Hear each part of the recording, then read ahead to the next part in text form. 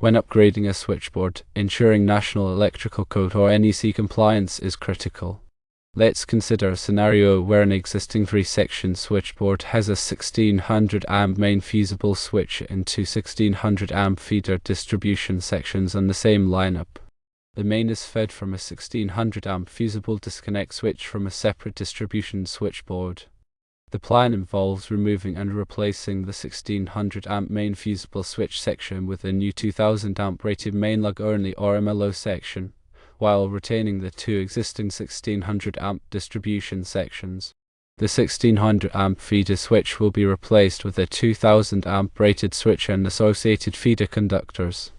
From the new 2000 amp section, a new 1200 amp feeder breaker will be installed to sub-feed a new 1200 amp rated distribution board. The arrangement described here indeed complies with NEC requirements. The new 2000 amp MLO section and feeder switch adequately meet the capacity requirements of the existing 1600 amp feeder breaker and distribution sections. The 1200 amp feeder breaker installed in the 2000 amp section is crucial as it provides overcurrent protection for the 1200 amp distribution board. However, it is important to consider several additional factors. Firstly, the bus rating of the 2000 amp MLO section must be sufficient to handle the combined load of the two existing 1600 amp distribution sections and the new 1200 amp feeder breaker. Secondly, the feeder conductors from the 2000 amp feeder switch to the 2000 amp MLO section must be rated for 2000 amps.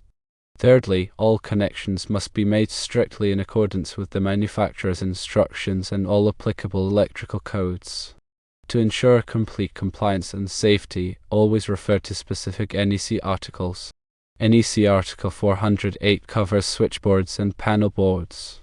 NEC Article 240 addresses overcurrent protection. NEC Article 310 provides guidelines for conductors used for general wiring. By adhering to these NEC guidelines and manufacturer instructions, the switchboard upgrade can be performed safely and in compliance with electrical codes.